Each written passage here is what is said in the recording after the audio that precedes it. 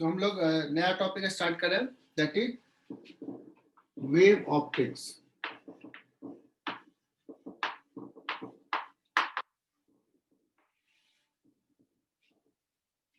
और ये बहुत बार डिस्कशन हो चुका है कि लाइट वेव है या लाइट पार्टिकल है, तो शायद मैं उतना उस पर डेप्थ में नहीं जाता हूँ। मैं अगर होगा तो मॉडर्न फिजिक्स में सर ने डिस्कस किया ही होगा फोटो इलेक्ट्रिक इफेक्ट में, कि बहुत सारे सालों तक चला कि लाइट है क्या है। तो मैं न्यूटन से स्टार्ट करता हूँ। न्यूटन ने कहा कि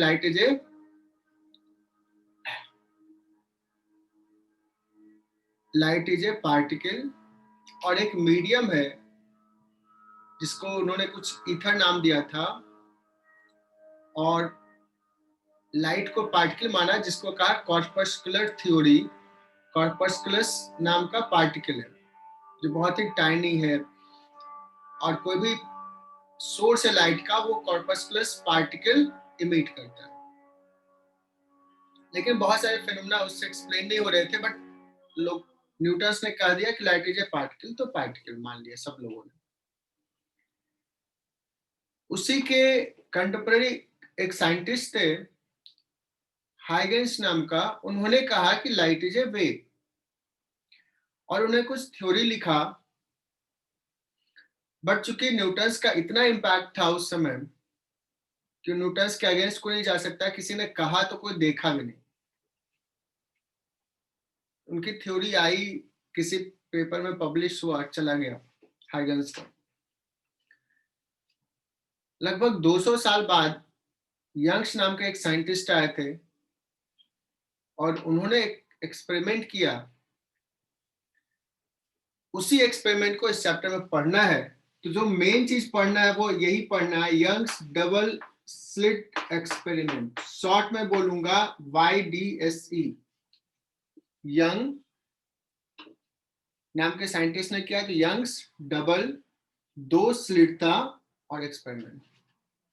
ये एक्सपेरिमेंट जब आया तो कंक्लूसिवली ये इस्टेब्लिश हो गया कि light is a wave, because ये एक्सपेरिमेंट किसी और मेथड से प्रूफ नहीं हो सकता था।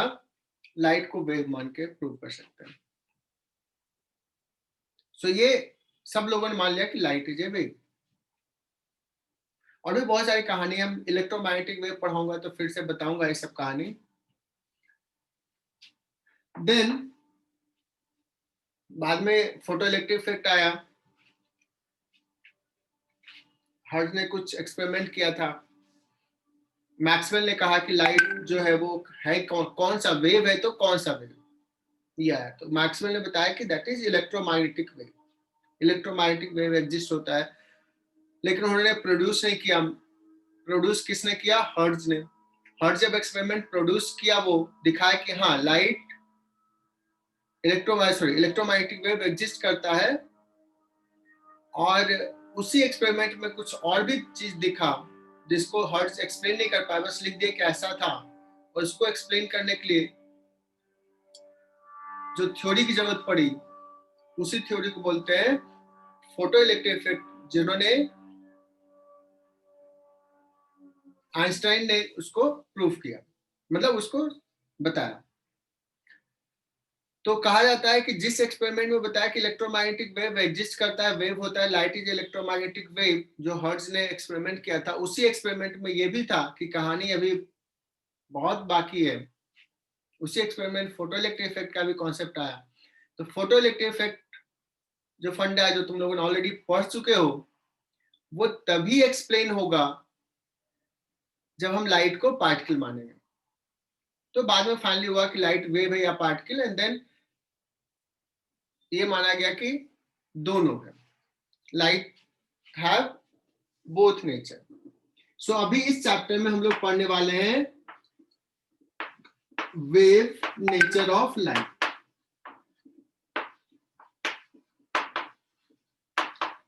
जो सिलेबस में, एडवांस के सिलेबस में है, वो है YDSC and Huygens principal.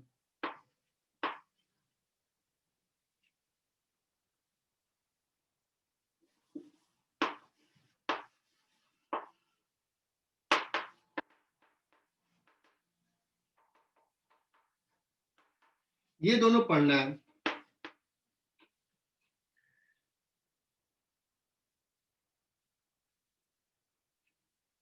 So let's start with the Huygens principle.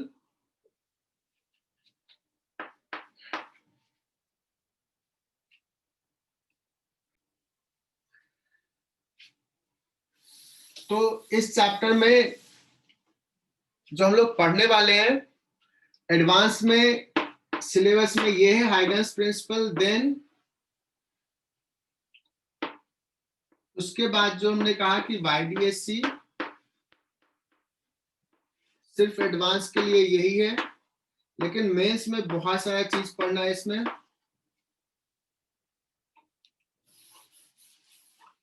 Mains में डिफ्रैक्शन,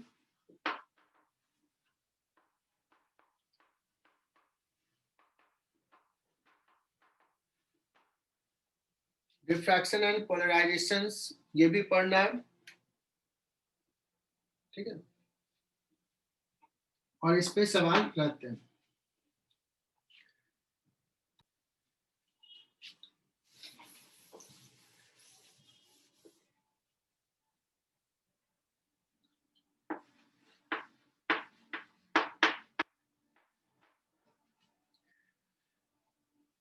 बताता हूं, अगर ये वेव है तो वेव का कॉन्सेप्ट तो हमने डिस्कस कर लिया है, कहां पे एसएचएम पढ़ाया था, उसके बाद हमने साउंड वेव डिस्कस किया था। तो ये वेव कौन सा वेव है? अगर हम लोग डिस्कस करें कि लाइट इज ए वेव, तो ये लॉन्गिट्यूडनल वेव है या ट्रांसवर्स वेव है?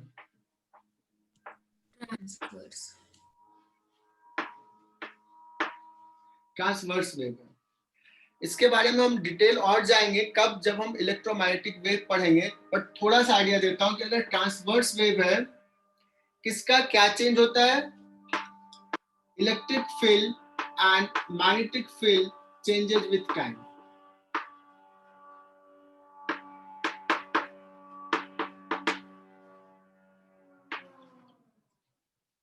सो किसी रीजन से जो अगर हम इलेक्ट्रोमैग्नेटिक वेव मतलब लाइट को अगर पास कराएं, तो लाइट एक्चुअली कुछ और नहीं है, electric field and magnetic field sinusoidally change होता है। तो ये टॉपिक हम इस पार्ट को एक्सप्लेन करेंगे और डिटेल में जब हम इलेक्ट्रोमैग्नेटिक वेव पढ़ेंगे। बट अभी के लिए मैं लिख देता हूं, किसी मीडियम से अगर लाइट वेव पास कर रहा है इलेक्ट्रोमैग्नेटिक, तो ये होगा E equal to E naught sine kx minus omega T,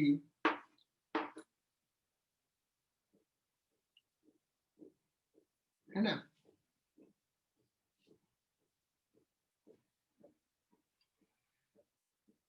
और अगर मान लो ये जे कैप में है,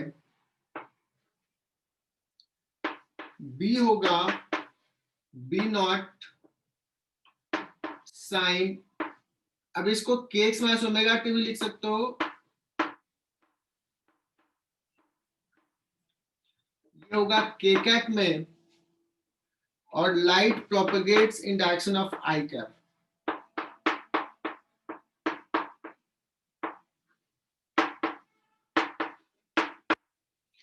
ये इंफॉर्मेशंस ले लो, इसको दोबारा भी बोल रहा हूं, मैं पढ़ाऊंगा है। सुनना, क्यों मैंने ट्रांसवर्स का, if light is propagating in I cap directions, electric field varies in this direction, electric field time के साथ ऐसे चेंज हो रहा है,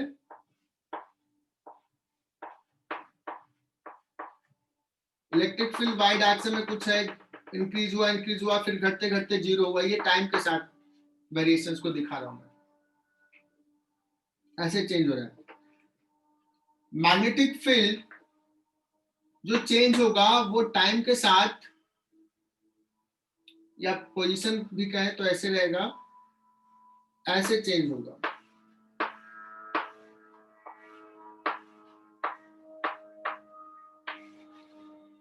किस डायरेक्शन में? ठीक है, ठीक है। अगर मैं किसी पर्टिकुलर टाइम पे, एक काम करता हूं, मैं यहाँ पे थोड़ा सा दिखा रहा हूँ कि इस डायरेक्शन में प्रोपेगेट किया, तो किसी पर्टिकुलर टी फिक्स कर दिया, एक्स के साथ लिख रहा हूं, E equal to E naught sine K X, T equal to 0 ले लिया, तो ऐसा ग्राफ होगा अलग अलग पोजिशंस पे। सो इलेक्ट्रिक फील्ड इधर है, मैग्नेटिक फील्ड इधर है, दोनों म्यूचुअली परपेंडिकुलर है, and it is going in this direction. फिर बाद में क्या होगा, इलेक्ट्रिक फील्ड अगले पोजीशन पे,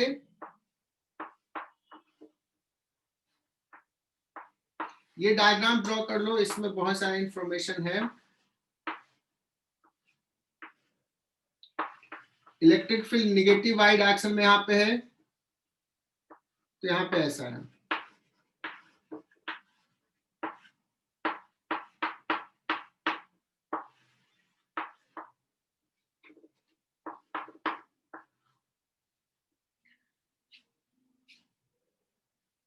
ये आई होप कि दिख गया होगा। Electric field, magnetic field and propagation तीनों म्यूचुअली परपेंडिकुलर है, बट मोस्टली हम लोग इस चैप्टर में जो हमारा कंसर्न रहेगा वो इससे रहेगा। This is the amplitude. हम लोग डिस्कस करेंगे ईएम वेव्स में कि जो इंटेंसिटी है लाइट का वो ई नॉट पे कैसे डिपेंड करता है, बी नॉट पे कैसे डिपेंड करता है, क्या रिलेशन है। और ऐसे भी तुम लोग पढ़े हो कि इंटेंसिटी जो होता है वो प्रोपोर्शनल टू एम्पलीट्यूड का स्क्वायर होता है। ठीक है, तो हम इस पे फोकस करेंगे, इलेक्ट्रिक फील्ड को देख के हम सारा चीज कहेंगे।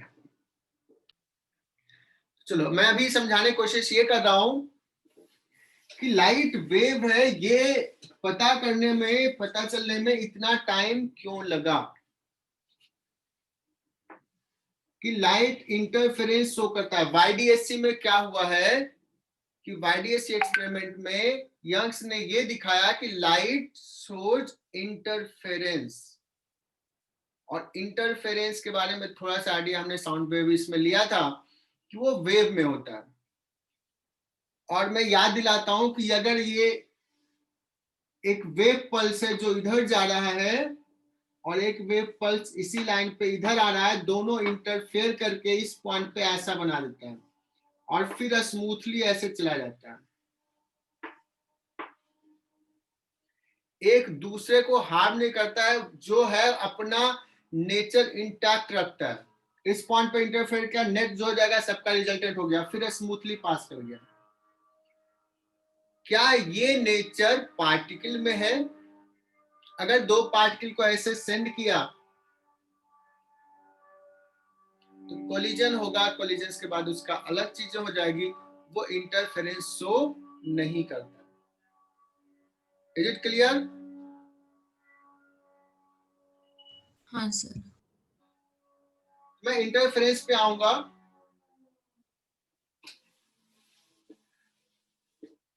साउंड वेव इंटरफेरेंस करता है, इसलिए साउंड इज ए वेव ये कहा गया, लेकिन लाइट इज ए वेव कहने में इतना टाइम क्यों लगा?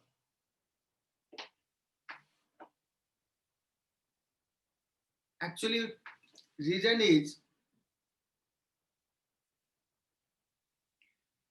कि अगर मैं रूम में दो बल्ब जला दूं, एक बल्ब पहले चल रहा है, इंटेंसिटी कुछ आई है, दूसरा बल्ब ऑन किया, इंटेंसिटी मुझे दिखता है आइडेंटिकल बल्ब है, तो 2i हो गया उस पॉइंट पे, है ना। 3 बल्ब जला दिए, 3i हो गया, ऐसा होता है।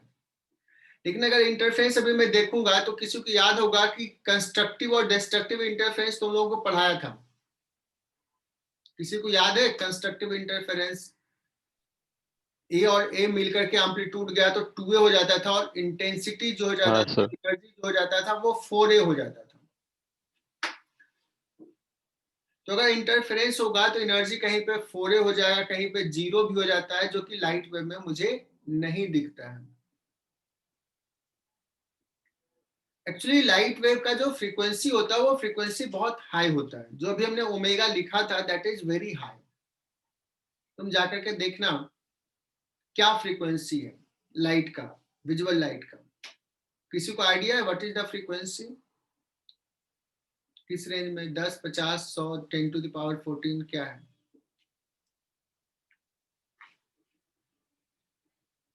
बहुत ही हाई फ्रीक्वेंसी, बहुत बड़ा। 10⁵ के।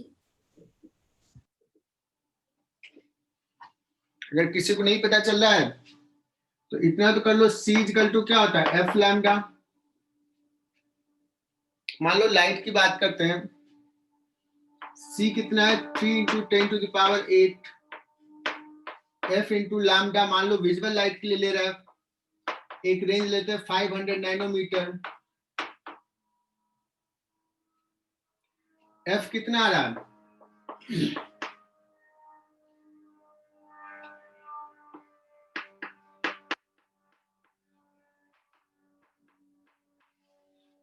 फ्रीक्वेंसी जो है विजुअल रेंज का 10⁻14 के रेंज में है।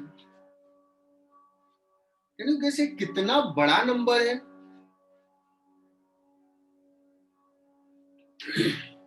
मतलब 1 सेकेंड में 1 बार, 2 बार, 4 बार, 100 बार, 200 बार नहीं, इतने टाइम्स फ्लक्चुएट करता है।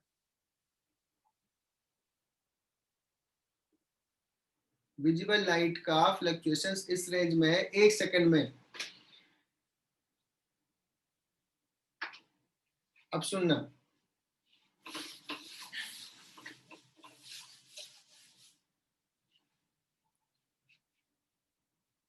एक्चुअली 2 सोर्स अगर लेते हैं, पहले इसके पीछे की कहानी थोड़ा सा बताता हूं सो दैट आगे समझ में आएगा। अगर हमने 2 सोर्स लिया लाइट का, तो ये दोनों सोर्स से जो लाइट यहां पहुंच रहा है,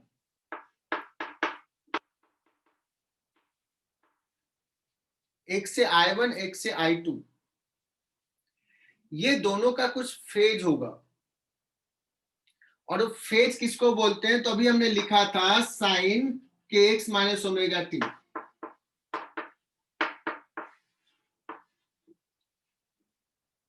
इसको बोलते हैं फेज। φ1 इसका भी होगा कुछ kx - ओमेगा t, इसका फेज होगा φ2। And you can see that phi is dependent on time.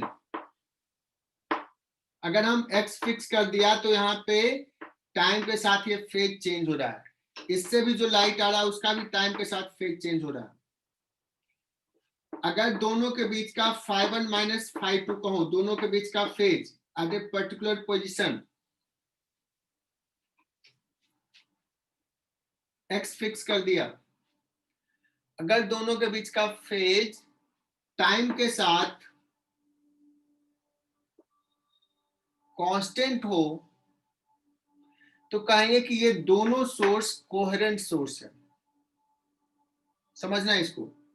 If phase difference between two light wave reaching at a point is constant,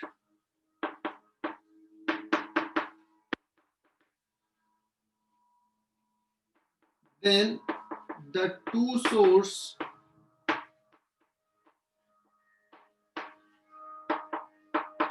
are called coherent। अब ये बड़ा important term है, ये शायद पहली बार तुम लोग सुन रहे होंगे। और अगर टाइम के साथ कांस्टेंट नहीं है तो उसको बोलेंगे इनकोहेरेंट। टाइम के साथ ये क्वांटिटी अगर चेंज होगी तो उसको कहेंगे इनकोहेरेंट। अब तुम्हें थोड़ा थोड़ा सा याद है कि अगर फेज डिफरेंस 0 का हो या 2 पाई का हो या 4 पाई का हो, चूंकि वेव में हमने पढ़ा दिया है, तो कंस्ट्रक्टिव होता है। जब पाई का हो या 3 पाई का हो तो डिस्ट्रक्टिव होता है। कुछ कुछ याद आ रहा है आदित्य? नहीं यार कोई बात नहीं, मैं फिर से पढ़ाऊंगा, बट एक स्टार्टिंग में हिंट देने के लिए, विजुलाइज करने के लिए मैं बता रहा हूं। सो इस पॉइंट पे अगर फेज डिफरेंस जो भी है टाइम के साथ अगर कांस्टेंट है तो यहाँ पे या तो कंस्ट्रक्टिव होगा या डिस्ट्रक्टिव होगा या बीच का कुछ होगा।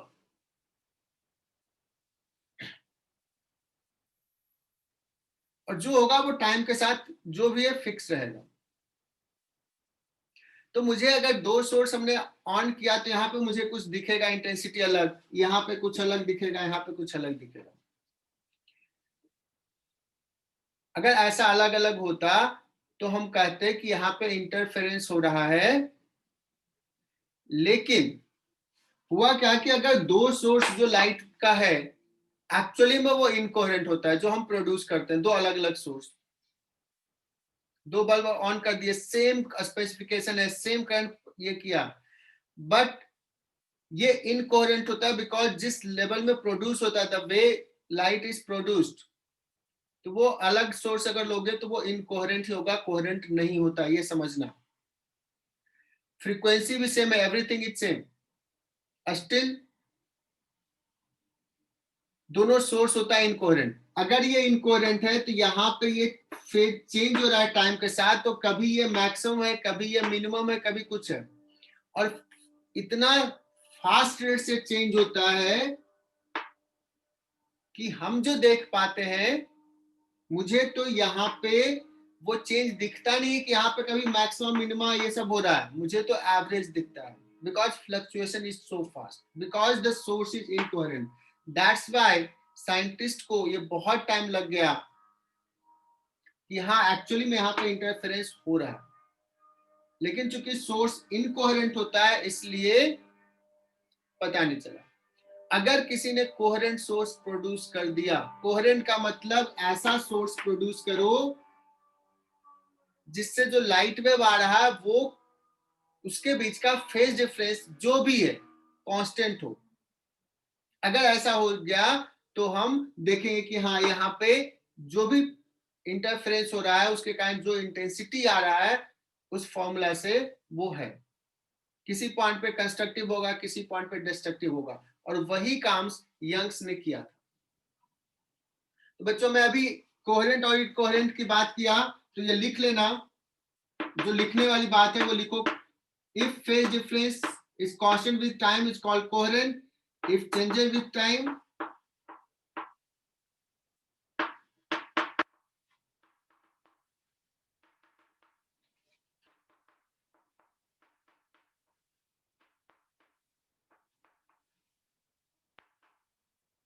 it is called incoherent source.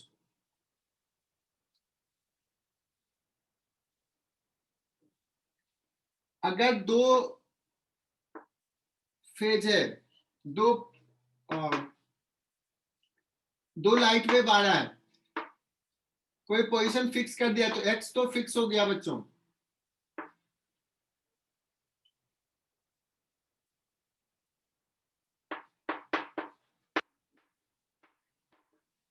इसको के एक्स माइनस ओमेगा टी को ऐसे भी लिख सकते हैं, omega T minus X by V, V के जगह पे सी लिख सकते हो अगर मीडियम की जगह वैक्यूम है तो। If omega is different of the two light,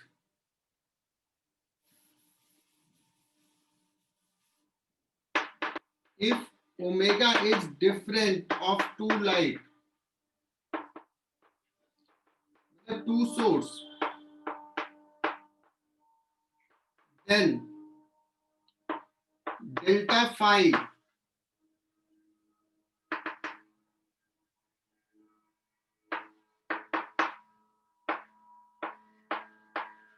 will change with time.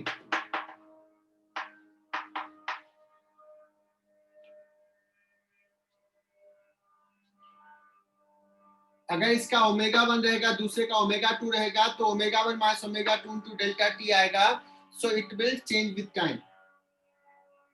तो एक इंपॉर्टेंट चीज बता रहा हूं, दो सोर्स का अगर ओमेगा डिफरेंट है तो that source must be incoherent. To be coherent omega must be same.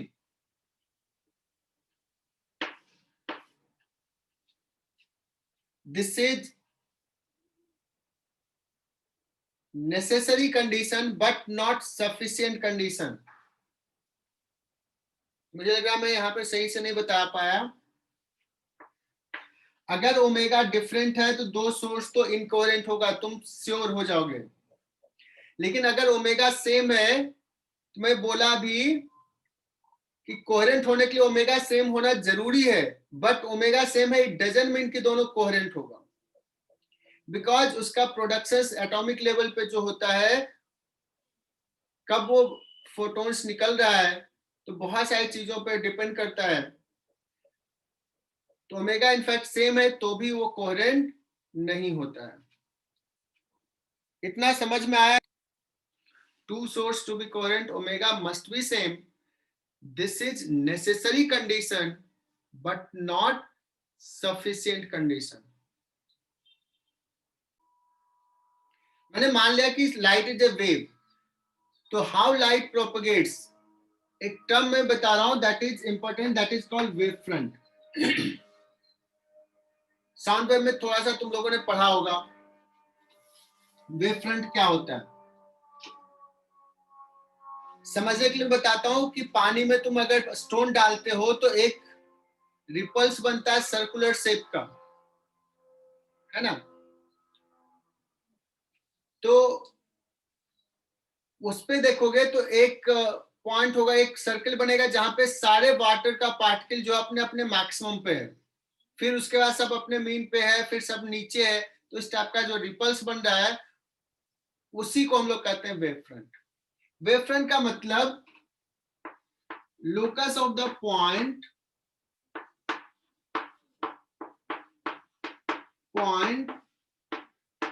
which are in same phase। जब हम डिस्कस किए थे डॉपलर इफेक्ट, तो उस केस में भी हमने बताया था कि अगर ये साउंड सोर्स है, पॉइंट सोर्स है, इसने एक कंप्रेशन पल्स इमिट किया, तो ये कंप्रेशन पल्स प्रोपगेट कर रहा है। तो यहाँ पे कंप्रेशन पल्स है, तो एक इससे पहले जो कंप्रेशन पल्स होगा वो सपोज यहाँ पे होगा, और इस दोनों के बीच का जो डिस्टेंस है वो वेवलेंथ होता था, स्पीड v है तो v इंटू टी होता था। तो मुझे लग रहा है कि थोड़ा सा रिलेट कर पा रहा हूं मैं। तो ये जो मैं दिखाता था दिस इज वेव फ्रंट, मतलब ये भी कंप्रेशन पल्स है, ये भी कंप्रेशन पल्स है, ये भी, मतलब ये सारे पॉइंट्स सेम फेज में वाइब्रेट कर रहे हैं, सबका फेज सेम है, इस पॉइंट का भी सारा फेज सेम है, ये भी है। तो मुझे लगता है कि वेव फ्रंट समझ में आ गया होगा। वो लोकस प्लेन सरफेस जो भी है जिसका सारे पॉइंट सेम फेज में, जो भी फेज है। तो अगर पॉइंट सोर्स है बच्चों कोई, तो जो वेव फ्रंट इमिट करेगा for point source, wave front will be किस शेप का होगा, सर्कुलर या स्फेरिकल?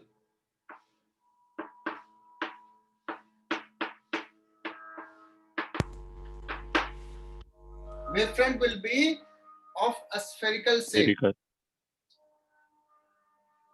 अब यही सोचो कि ये पॉइंट सोर्स जो इमिट कर रहा बहुत दूर चला गया, बहुत दूर, बहुत दूर, मतलब ये स्फीयर बहुत बड़ा रेडियस का जब बन जाएगा, बहुत बड़ा रेडियस का, तो यही कैसा लगेगा, प्लेनर नहीं लगेगा। तो वेव फ्रंट प्लेनर भी हो सकता है,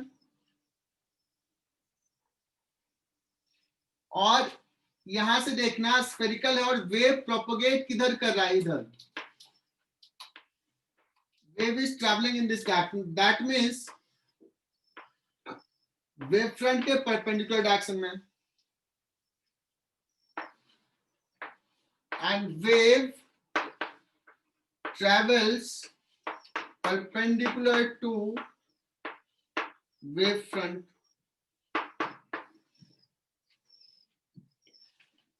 या मैं ऐसे अब समझाऊं, स्फेरिकल समझा दिया।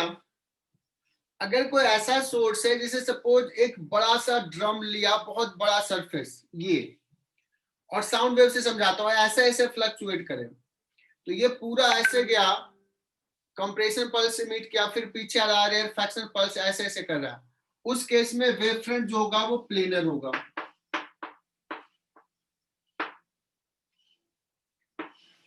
And light will propagate in this way। तो क्या प्लेनर वेव फ्रंट। और कुछ वेव फ्रंट सोच सकते हो क्या?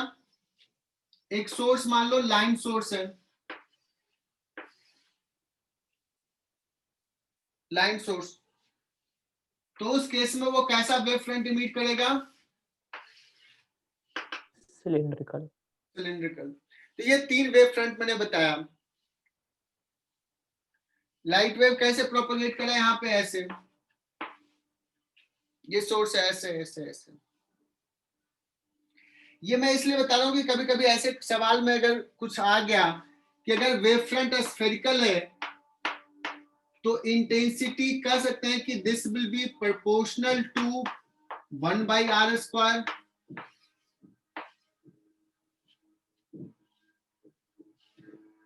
क्योंकि जितना एनर्जी अभी यहां से पास कर रहा वही एनर्जी फिर यहां से पास करेगा, इंटेंसिटी जो है 1/r² से वेरी करेगा। ये कभी पढ़ाया है? और अगर सिलिंड्रिकल वेव फ्रंट है तो इंटेंसिटी मतलब कितना एनर्जी क्रॉस कर रहा है यूनिट एरिया पर second, so intensity will be proportional to 1/r।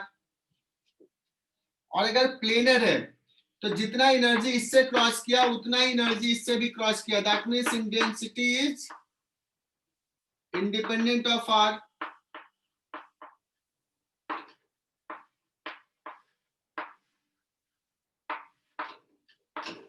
That means constant.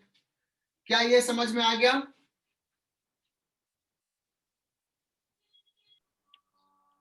मैंने लास्ट पॉइंट बोला कि वेव फ्रंट के परपेंडिकुलर डायरेक्शंस में वेव प्रोपोगेट करता है, ठीक है। तो अगर कहीं पे वेव फ्रंट मान लो कि ऐसा है वेव फ्रंट, तो लाइट का प्रोपेगेशन ऐसा है, इधर प्रोपेगेट कर रहा है लाइट।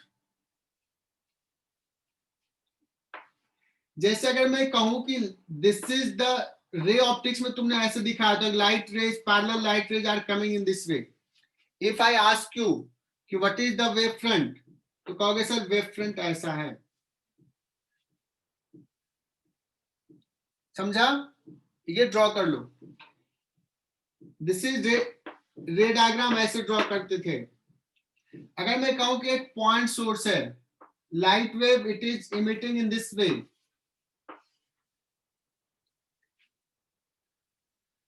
तो ये रे ऐसे जा रहा है। मैं पूछूं वेव फ्रंट कैसा होगा, तो ये ऐसा वेव फ्रंट है, बिकॉज वेव फ्रंट के परपेंडिकुलर डायरेक्शन जा रहा है, this is the wave front, है ना। ये तुम्हारा एक लेंस है और ये पॉइंट सोर्स रखा हुआ है। तुमने रे डायग्राम ड्रॉ किया होगा कि इसका इमेज ऐसे कहीं इमेज बनाया, रियल इमेज। तो ये सब सवाल आ सकता है, ये भी डायग्राम ड्रॉ कर लेना। अगर मैं पूछूं कि यहाँ पे वेव फ्रंट दिखाना मुझे, वेव फ्रंट, तो देखो ये कैसा हो रहा है, डाइवर्ज कर रहा है रेज, वेव फ्रंट ऐसा होगा।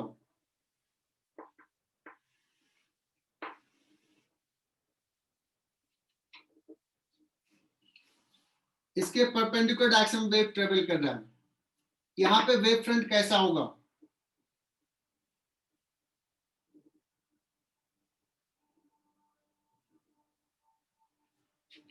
यहाँ पे वेव फ्रंट ऐसा होगा।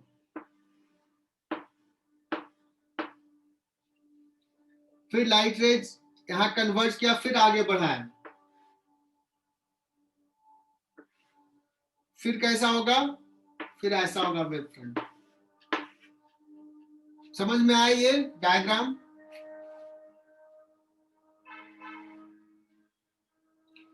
क्लियर है सर। तो ये सारे सवाल आ सकते हैं।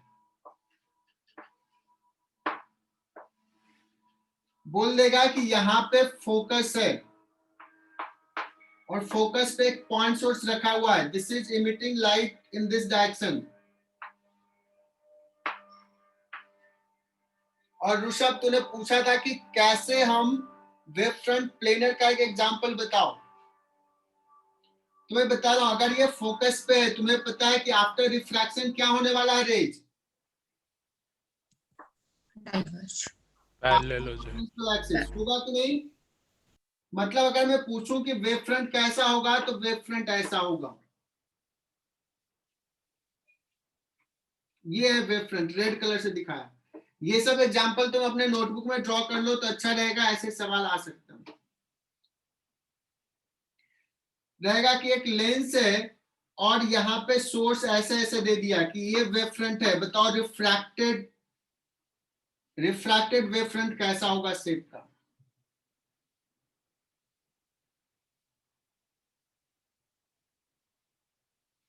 तो इतना एग्जांपल सफिशिएंट है, you can say. Tejas clear सारा कॉन्सेप्ट ये वाला? बच्चों हाइगेंस के बारे में बहुत बार नाम ले लिया, अभी बताया नहीं उन्होंने क्या कहा। हाइगेंस सेज दैट कि लाइट जो है वो एक वेव है, और अगर वेव है तो वो वेव कैसे प्रोपगेट करता है ना, उन्होंने बताया। और जो उन्होंने थ्योरी दिया उसके बेसिस पे उन्होंने एक्सप्लेन किया, किसको किसको? रिफ्लेक्शन को, कि law of reflections, that means angle of incidence is equal to angle of reflection होता है, उसको एक्सप्लेन किया। फिर उन्होंने एक्सप्लेन किया रिफ्रैक्शन को, जो न्यूटन्स के कॉर्पस्कुलर थ्योरी को से एक्सप्लेन नहीं हो रहा था, बट हाइगेंस ने उसको एक्सप्लेन किया रिफ्रैक्शन को। इनफैक्ट टीआईआर का फेनोमेना भी हाइगेंस प्रिंसिपल से एक्सप्लेन होता है। क्योंकि सर हाइगेंस प्रिंसिपल है क्या? तो फर्स्ट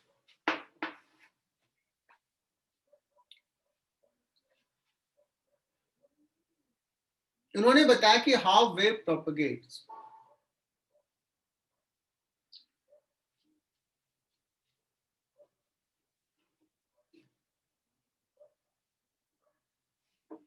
का every point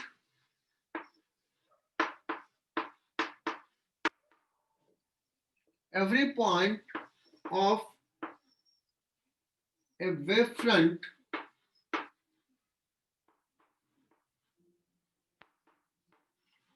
acts as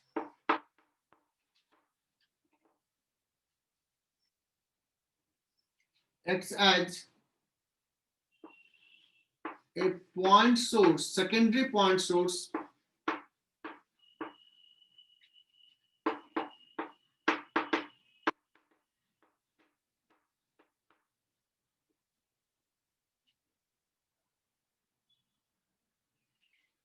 क्या बताया इन्होंने कि वेव फ्रंट का हर पॉइंट क्या एक्ट करता है? सेकेंडरी पॉइंट सोर्स, मतलब वो एक पॉइंट सोर्स जैसा एक्ट करता है, मतलब वो भी एक सोर्स है।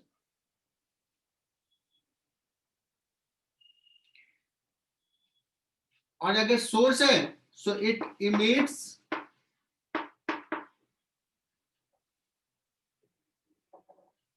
a spherical wavefront.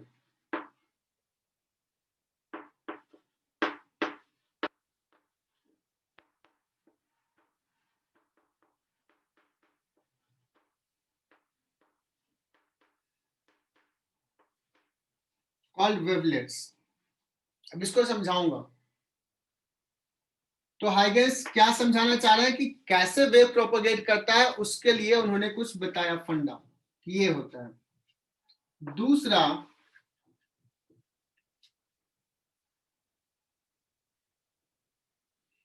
ये अगर सेकेंडरी वेव फ्रंट, सॉरी एक पॉइंट वेव फ्रंट ले लिया, this is a wave front,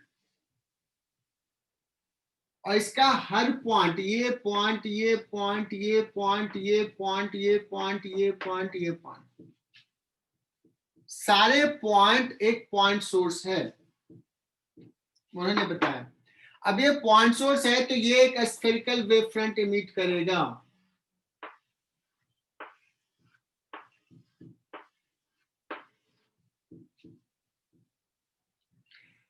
so अगर स्फेरिकल वेव फ्रंट इमिट किया तो ये किस वेलोसिटी जा रहा है बच्चों? v वेलोसिटी से, जो साउंड लाइट का स्पीड है, वेव का जो स्पीड है।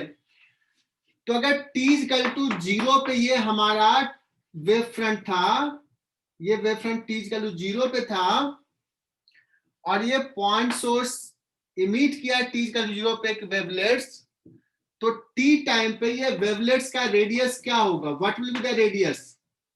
Can we say the radius will be v into T?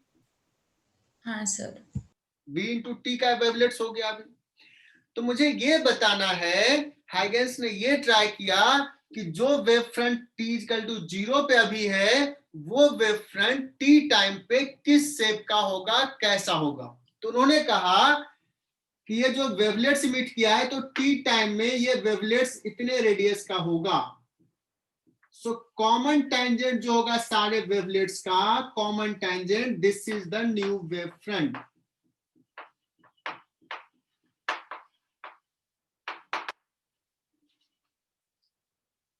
क्या बाकी बच्चों को समझ में आया क्या? सर वो टैंजेंट वाला पॉइंट एक और बार बताओ ना, न्यू वेव फ्रंट वाला। हमने कहा कि ये जो वेवलेट्स सारे हैं, टी टाइम पे इसका रेडियस हो जाएगा वीटी का, तो टी टाइम पे ये वेव फ्रंट का शेप कैसा हो गया है? तो सारे वेवलेट्स का common tangent in forward direction जो होगा, this is the new wave front. अब ये वेव फ्रंट है टी टाइम पे।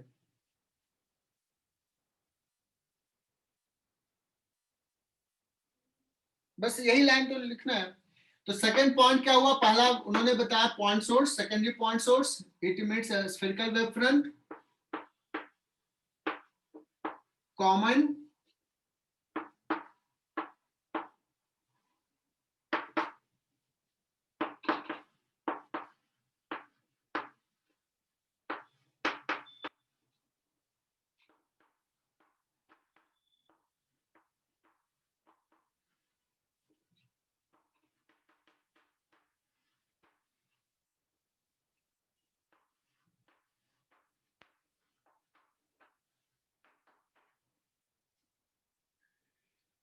सो ये दो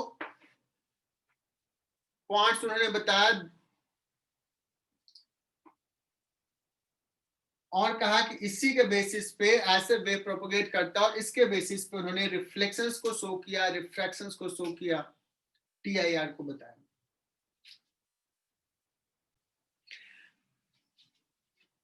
बच्चों मैं रिफ्लेक्शंस की बात कर रहा हूं, रिफ्लेक्शंस में शो कर रहा हूं कि कैसे उन्होंने लॉ ऑफ रिफ्लेक्शंस को प्रूव किया। दिस इज रिफ्लेक्टिंग सरफेस, और उन्होंने कहा कि जैसे तुम लोग कहते हो कि एक लाइट रेज ऐसे आया है, दिस इज लाइट रेज, और ये रिफ्लेक्ट हुआ, ये कहते हो। तो उन्होंने तो वेव फ्रंट से समझाया, लाइट रेज ऐसे आ रहा है तो वेव फ्रंट कैसा होगा, ऐसा होगा।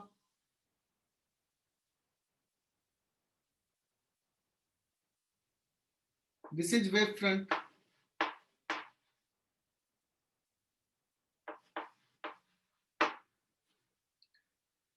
इसको कहते हैं एंगल ऑफ इंसिडेंस आई, है ना।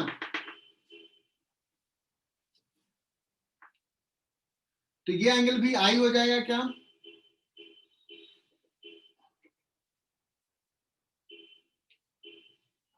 चेक करो ज्योमेट्री से, ये भी आई, वेव फ्रंट प्लेन से एंगल। ये रे डायग्राम, जो रे का डायरेक्शन है वो नॉर्मल से आई बना रहा है, तो वेव फ्रंट देखोगे तो ये प्लेन से आई एंगल बना रहा है। अगर ये इंसिडेंट वेव फ्रंट है तो रिफ्लेक्टेड वेव फ्रंट कैसा होगा, ये देखना है बच्चों। यहां पे ये सारे जो है वो पॉइंट सोर्स हैं।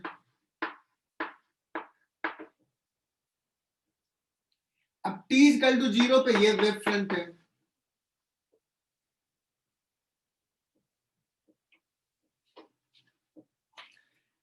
अब इसने एक सोर्स इमिट किया, वेवलेट्स, ये इमिट किया वेवलेट्स, ये इमिट किया वेवलेट्स, ये इमिट किया।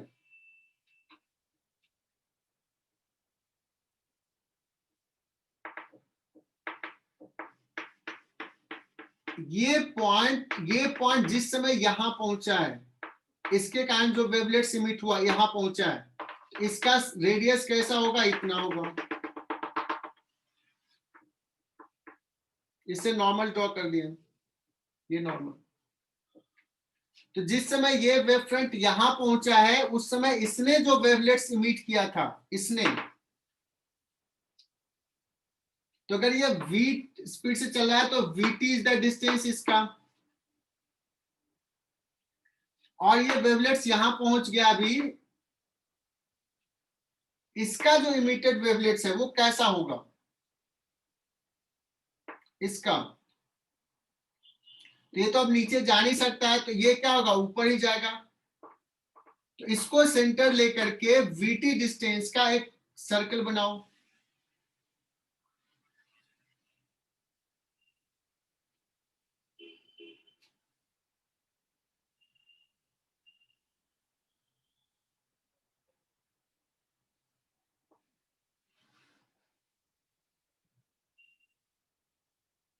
अब इसका वेवलेट्स यहां पहुंचा है जिस समय, उस समय ये इधर आ गया। अगर मैं कॉमन टेंजेंट की बात करूं तो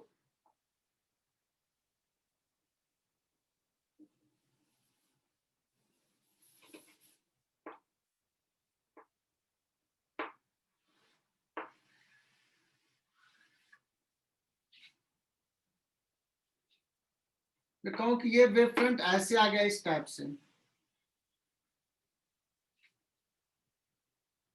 इसको मैं समझा नहीं पाया सही से। सर थोड़ा डायग्राम बड़ा बनाओ ना। हाँ बड़ा बनाता हूँ थोड़ा, देखो समझा रहा हूं मैं इसको। शुरू से समझना, थोड़ा सा समझाने में दिक्कत हुआ था। ये हमारा स्टार्टिंग का वेव फ्रंट है और t इक्वल टू 0 पे ये वेव फ्रंट है। अब ये पॉइंट है, ये यहां से यहां पहुंचने में इसको कितना टाइम लगेगा, vt डिस्टेंस लगेगा। ये मान लो ये डिस्टेंस जो भी है x इक्वल टू vt। अब यहां वाला जो है ये तो यहां पहले पहुंच गया होगा, अब चूंकि ये इधर नहीं जाएगा तो ये सेकेंडरी पॉइंट सोर्स है, तो ये अब कैसे इमिट करेगा, ये अब यहां से सर्किल लेके बनाएगा, तो एक ऐसा वेव फ्रंट हो गया होगा कुछ टाइम बाद। और जब ये यहां पहुंचा तो वेव फ्रंट तो पहले इसका ऐसा था, बट अब ये आगे नहीं जाएगा, तो ये अब यहां का पॉइंट एक पॉइंट सोर्स हो जाएगा, सेकेंडरी पॉइंट सोर्स। तो ये तो अभी 0 रेडियस का वेव फ्रंट इमिट किया है, जो यहां से यहां पहले पहुंच गया था अब वो इतने रेडियस का वेव फ्रंट इमिट किया होगा। और ये t इक्वल 0 पे ही जो वेव फ्रंट इमिट किया वो t टाइम पे ऐसा चला गया, ये डिस्टेंस हो गया vt का, इसका रेडियस हो गया vt का, ये जो यहाँ पहुंचा है थोड़े कम रेडियस का, और ये यहाँ पहुंचा है 0 रेडियस का, ये 0 रेडियस का हो गया। सो this is your new wave front. समझा क्या? मैं एक्चुअली इसके जस्ट बाद की बात कर रहा हूं मैं, ये जब इंसिडेंट हो गया है अब ये 0 रेडियस का वेव फ्रंट इमिट किया, wavelets. So this is new wave front. So अगर ये एंगल आई है, मतलब कुछ भी ले लिया थीटा, तो कैन यू प्रूव कि दिस एंगल फाई जो होगा वो थीटा के बराबर होगा? सर एक और बार बताओ ना ये डायग्राम। हाँ सर। कैसे प्रूफ करें कि ये एंगल सेम है? तो देखो ये हो गया 90 और ये पॉइंट है कॉमन, और ये है vt और ये भी है vt, ये भी इक्वल है। क्लियर? सर सर और बाकी के दोनों एंगल्स 90 डिग्री है ना? ये 90 डिग्री है,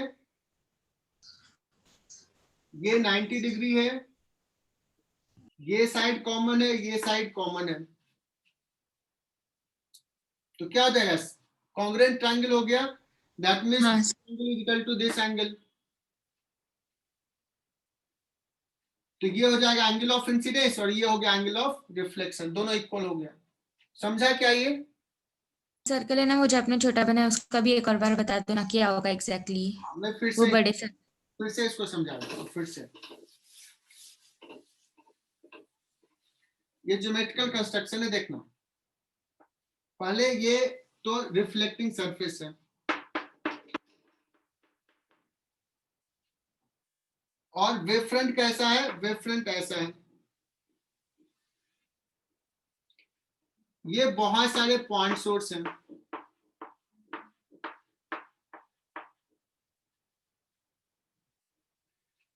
अब अगर मैं बात करूं कि जैसे इससे पहले ऐसा होता, ये पॉइंट सोर्स है, इसने इमिट किया, इसने इमिट किया, इसने इमिट किया, ऐसे ऐसे ऐसे, तो ये हो गया common wave front new time पे। अब जो पॉइंट यहाँ पे हिट किया है, ये जो इमिट करेगा, ये अब नीचे तो जा नहीं सकता इसका वेव फ्रंट, बिकॉज ये जगह नहीं जाने का अलाउड नहीं है। तो क्या होगा, ये जो वेव फ्रंट इमिट करेगा वो अब इधर इमिट करेगा, ऐसे बढ़ेगा। तो टी का जो हाँ सर। वेव फ्रंट हिट कर गया है, तो अब ये जो वेव फ्रंट निकाला है, अब ये नीचे नहीं जाएगा, क्या होगा, ये ऊपर ऐसे करेगा इमिट।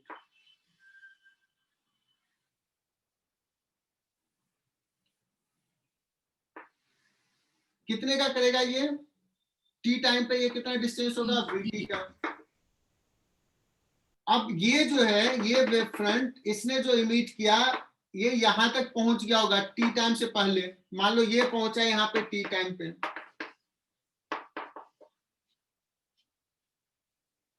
ये अगर यहाँ पे टी टाइम पहुंचा, तो जितना डिस्टेंस ये है उतना डिस्टेंस ये है, और ये डिस्टेंस कम है, तो ये टी टाइम से पहले पहुंच गया होगा। अब जब ये पहले पहुंच गया, तो अब ये कैसा वेव फ्रंट इमिट करेगा, ऐसा, और बढ़ते जाएगा। तो जब टी टाइम होगा, तो कुछ समय कुछ ऐसा शेप ले लिया है, समझा क्या।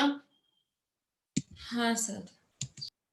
मतलब ये मैं कहूं कि टी टाइम अगर मान लो ये डिस्टेंस x है सपोज, तो x is equal to vt है, मैं कहूं कि this distance plus this distance मिलाकर के x होगा, इसको यहां से आने का टाइम मतलब डिस्टेंस, और फिर ये,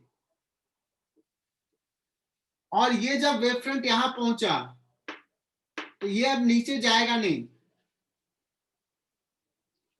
तो ये अब जो वेव फ्रंट इमिट करेगा, कैसा इमिट करेगा, जैसे ये इमिट किया था, कैसा, ऐसे ऐसे बढ़ते रहेगा। तो ये अभी जस्ट हिट करने के जस्ट बाद ये 0 रेडियस का है, ये पॉइंट थोड़ा देर पहले हिट कर दिया, थोड़ा देर पहले, तो ये थोड़ा इसका रेडियस बड़ा रहेगा।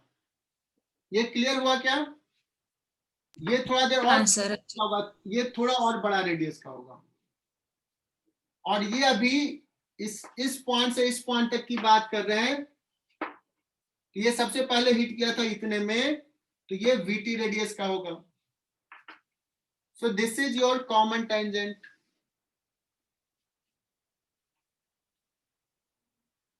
मतलब ये डायग्राम सही से नहीं ड्रॉ हुआ, ऐसा रहेगा। सो this is your new wave front. अब हमें ये देखना था कि ये अगर एंगल थीटा है, तो ये एंगल कितना है, तो ये भी थीटा हो जाएगा, ये प्रूफ हो जाएगा। अभी कंस्ट्रक्शंस क्लियर हुआ क्या, हाँ sir. Ritujit.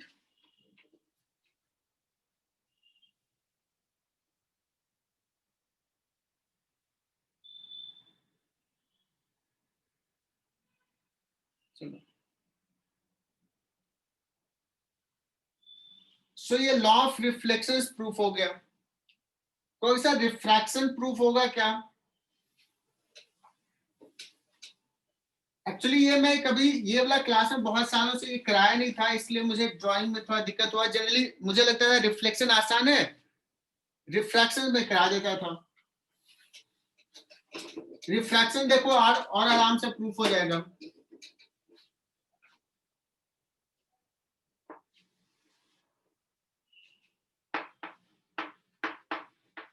Refraction,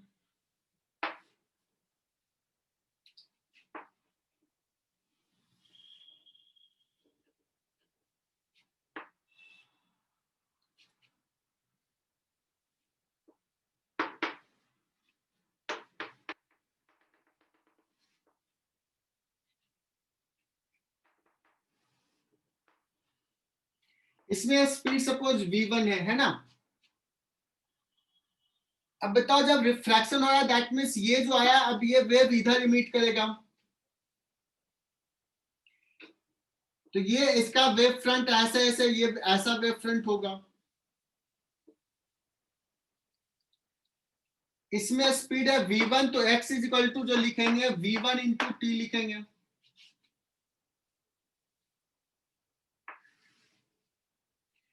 the moment this point reach at this point, उस समय ये कितने रेडियस का वेव फ्रंट बनाया होगा।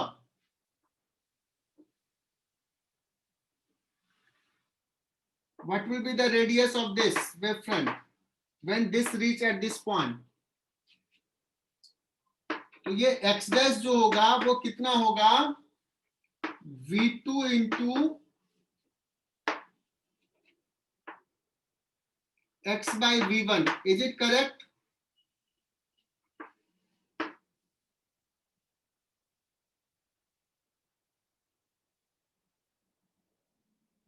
या ऐसे कहें कि ये डिस्टेंस है v1t और ये डिस्टेंस कितना होगा v2t।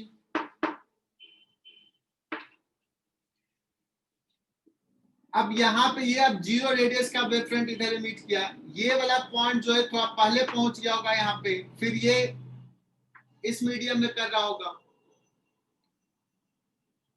So the moment this reach at this point, ये जो वेव फ्रंट है वो v2t का होगा and this is the new wave front। अगर ये एंगल θ1 है, ये एंगल θ2 है, तो बताओ sin θ1 sin θ2 में क्या रिलेशन होगा।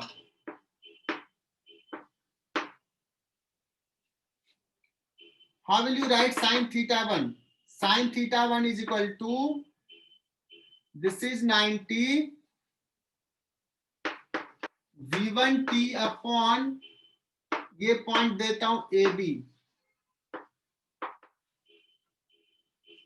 What is sin θ2?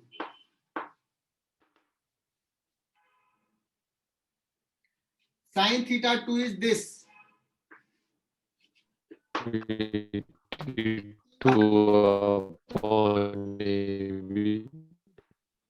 Sin θ1 upon sin θ2, v1 by v2,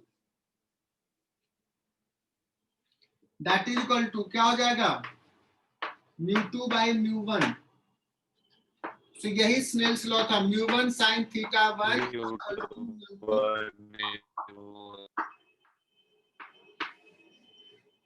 समझा क्या ये?